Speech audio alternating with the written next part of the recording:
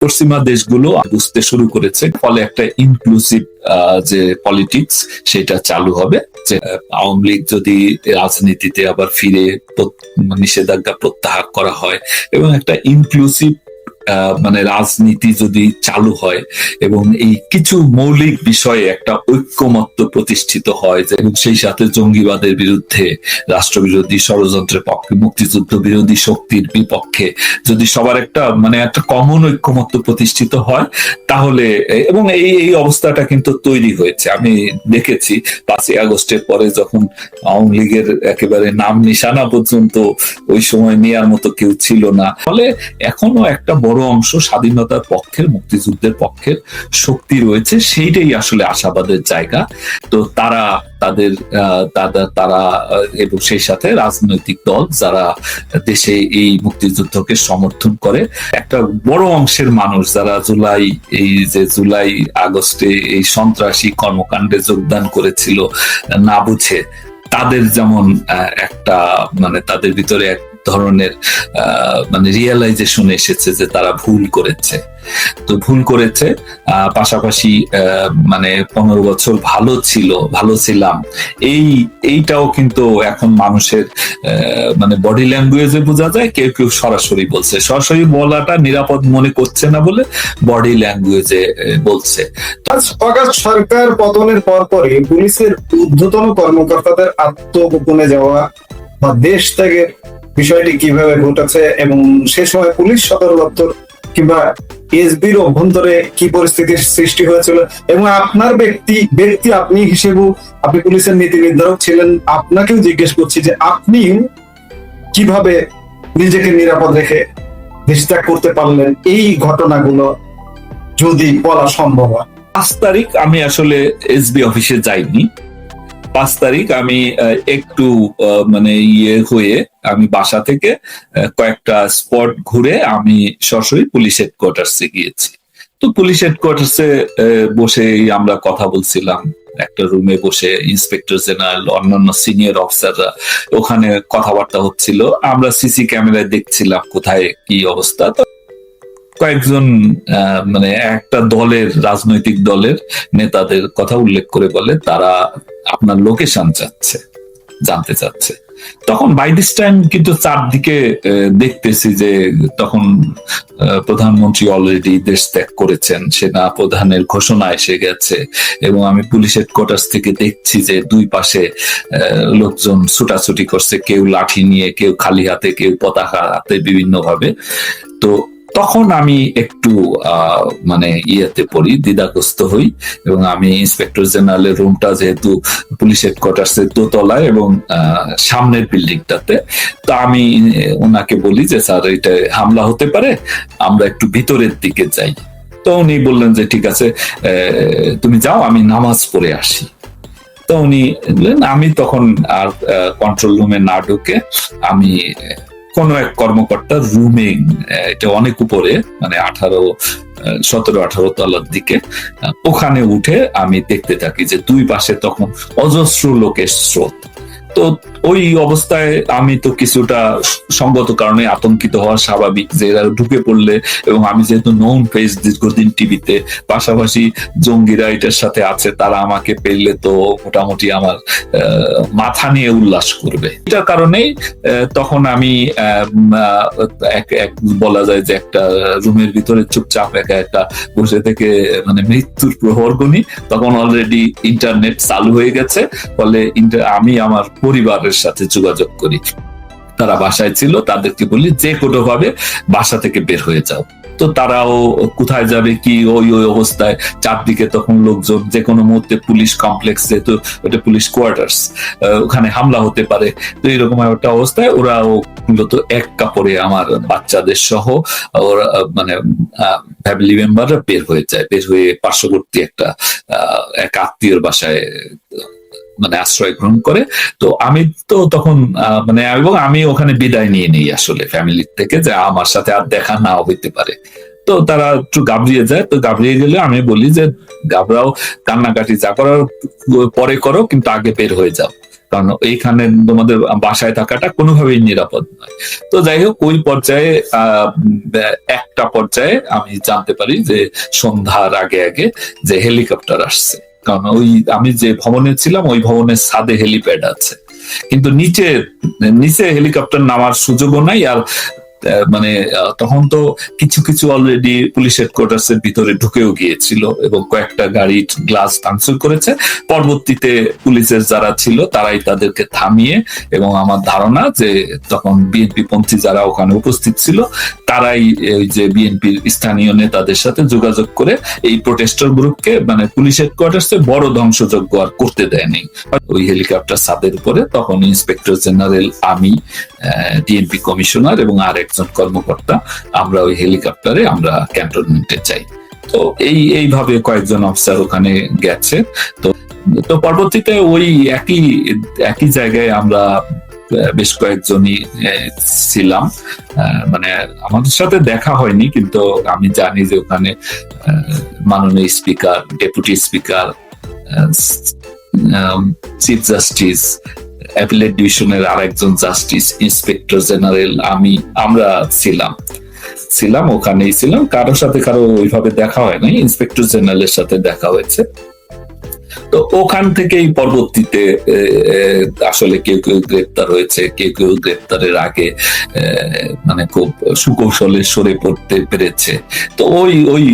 তো ওইভাবেই তো আমি জানি যে ওই একইভাবে আমার মতোই সিনিয়র অফিসাররা যারা টার্গেটে ছিল যাদেরকে খোঁজা হচ্ছিল, তারা যে যার মতো করে সিভিলে, কেউ আত্মীয় স্বজনের বাসায়, কেউ বন্ধু বান্ধবের বাসায়, কেউ কেউ আমি শুনেছি যে 1-2 দিন পরেই সীমান্ত পাড়ি দিয়েছে। 5 আগস্টের পরে কয়েকদিন পুলিশ ছিল না, তারপরে যে পুলিশ এলো সেই পুলিশ আসলে কারা? এখন কোন পুলিশ? এই মুহূর্তে বাংলাদেশে কোন পুলিশ? আজও কেন পুলিশের কার্যক্রম নিয়ে নাগরিকরা সন্তুষ্ট হতে পারছে না? আপনারা যখন ছিলেন ঘরের দরজা খুলে মানুষ ঘুমাতে পারতো, এখন দরজা বন্ধ করে ঘুমাতে পারছে না কেন? আজকে যে পুলিশটা চলছে এই পুলিশটাকে নিয়ে আপনি কি বলবেন? দেখুন, আমি তো দীর্ঘদিন পুলিশে চাকরি করেছি, প্রায় 30 বছর। 30 বছরে একেবারে সেই এএসপি থেকে শুরু করে এডিশনাল আইজি গ্রেড অন পর্যন্ত হয়েছি। তো এই সময়টাতে আমি পুলিশিং যতটা বুঝেছি, তাছাড়া মানে অনেকেই জানে না আমি মানে ল এনফোর্সমেন্ট অ্যান্ড পুলিশিং এর উপরে আমি ক্রাইম প্রিভেনশনের উপর ঢাকা বিশ্ববিদ্যালয়ে প্রায় 6 বছর আমি পার্ট টাইম শিক্ষক হিসেবে আমি পড়িয়েছি।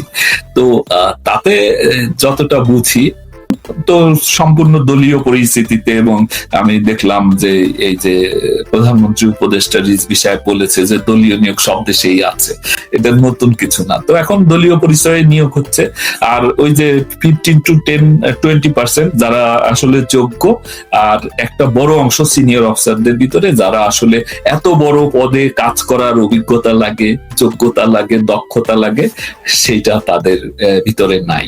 ফলে তাদের প্রতি আস্থা, আর এই যে অধস্তনদের ভিতরে ইন্সপেক্টর ছাড়া, অর্থাৎ অফিসার ইনচার্জ হয়েছে অথবা হওয়ার আগ্রহী এইরকম লোক ছাড়া যারা আছে, ইন্সপেক্টর তো অনেক পদ, মানে ওসি তো হয় থানায়, তো এর বাইরে যারা আছে, যে যারা ওই ওসি হওয়ার ক্রাইটেরিয়ায় নাই বা ওসি হইতেও চায় না, এরা এবং সাব ইন্সপেক্টর, এএসআই, কনস্টেবল, এই অংশের ভিতরে একটা প্রচন্ড ক্ষোভ রয়েছে যে একটা হলো তার সহকর্মী, তারা তো একসাথেই ডিউটি পালন করছে, দায়িত্ব পালন করছে, এবং এই দায়িত্ব পালনটা তো তারা এই দায়িত্ব পালন করতে গিয়ে দেখেছে তার সহকর্মী মারা গিয়েছে, তার একটা ভাই মারা গিয়েছে অথবা আহত হয়েছে, পঙ্গু হয়েছে, কেউ জেলখানায় আছে।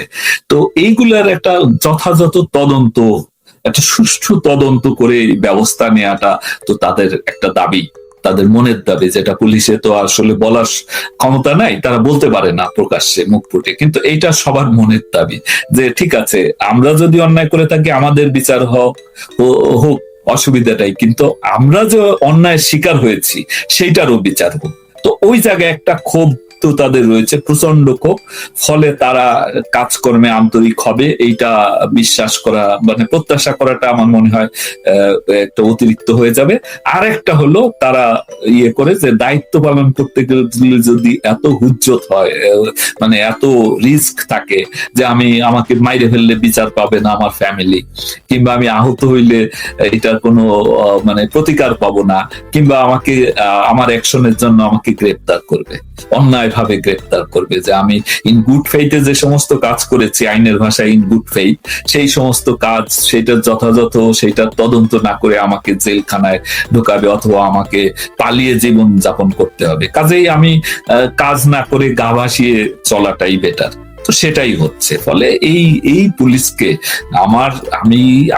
আমার যেটা আন্ডারস্ট্যান্ডিং এবং আমি পুলিশের পালস যা বুঝি, তাতে একটা এই যে পুলিশ হত্যা এবং পুলিশের উপর হামলার যদি বিচার না হয়, পাশাপাশি পুলিশকে এক ধরনের যে ইন গুড ফেইথ অর্থাৎ আইনগতভাবে তার যে রাইটস প্রিভিলেজ আইনে দেওয়া আছে সেগুলো দ্বারা সেইগুলো প্রয়োগ করলে ভিকটিম হবে না, এইরকম আশ্বাস না দিলে এই পুলিশকে অ্যাক্টিভ করা বা আইন শৃঙ্খলা পরিস্থিতির উন্নতি করা, এই যে সেন্স অফ সিকিউরিটি, এইটা সম্ভব হবে না। হ্যাঁ, এখন শাসক গোষ্ঠীর একটা মানে চমৎকার একটা ইয়ে আছে যে পরিসংখ্যান দিয়ে বলে দেয়, অর্থাৎ গত কি বলে জুন মাসে খুন হয়েছে সারা দেশে, উদাহরণস্বরূপ বলি, খুন হয়েছে 101টা, আর এই মাসে খুন হয়েছে 99টা। কাজেই এই মাসে আইন শৃঙ্খলা পরিস্থিতির উন্নতি হচ্ছে, এইভাবে অর্থাৎ কোয়ান্টিফাই করে আর কি অপরাধের সংখ্যা দিয়ে। কিন্তু এখানে তো অনেকগুলো ফ্যাক্টর আছে, যে ইভেন আমি ওই যে ক্রিমিনোলজি পড়তে গিয়ে দেখেছি, পুলিশিং সাবজেক্টটা পড়তে গিয়েছি, যে রিপোর্টিং মানে মানুষ আক্রান্ত হইলে, ভিকটিম হলে থানায় যাবে, কেন যাবে? তো ওই কানাডা আমেরিকার মতো, আমেরিকা তো আসলে আইন শৃঙ্খলা পরিস্থিতির দিক দিয়ে উন্নত বলা যাবে না, কিন্তু কানাডা, ইউকে বা ইউরোপের অনেক দেশ, সেখানেও যে রিপোর্টিং, ক্রাইম রিপোর্টিং, এইটা মানে একটা বড় অংশ যারা ক্রাইম রিপোর্ট করে না থানায়, কারণ নানা কারণে তারা মনে করে যে এইটার প্রতিকার পাবো না।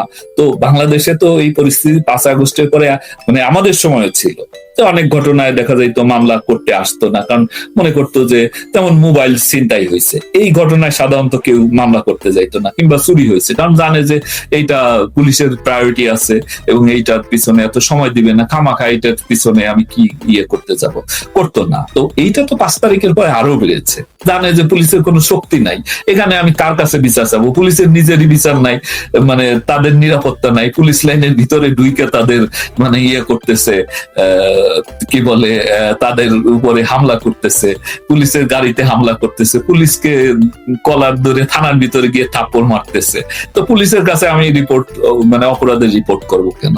ফলে এখন যে আতঙ্ক মানুষের ভিতরে, অপরাধ ভীতি যেটা তৈরি হয়েছে, যে কোনো মুহূর্তে যে কেউ আক্রান্ত হইতে পারে, অর্থাৎ এই যে ঘরে বাইরে কোথাও যে নিরাপত্তা নাই, তারপরে চাঁদাবাজি, তারপরে সন্ত্রাস, এগুলো তো আছে। আর একটা তো আছে ওই যে আল কায়দা সমর্থিত যে গ্রুপগুলো আছে, তারা তো এটাকে সোশ্যাল মুভমেন্ট নিয়ে যে কি করা যাবে, মাথায় কিভাবে কাপড় দিতে হবে, কিভাবে চলাফেরার সময় রাস্তায় কিভাবে চলতে হবে, কি ড্রেস পরতে হবে, সবই তো তারা নির্ধারণ। ফলে কোথাও তো মানুষের প্রতিকার পাওয়ার কোনো জায়গা নাই, এবং এই পুলিশ এদের প্রতিকার দিতে পারবে না, এটা মানুষ বোঝে।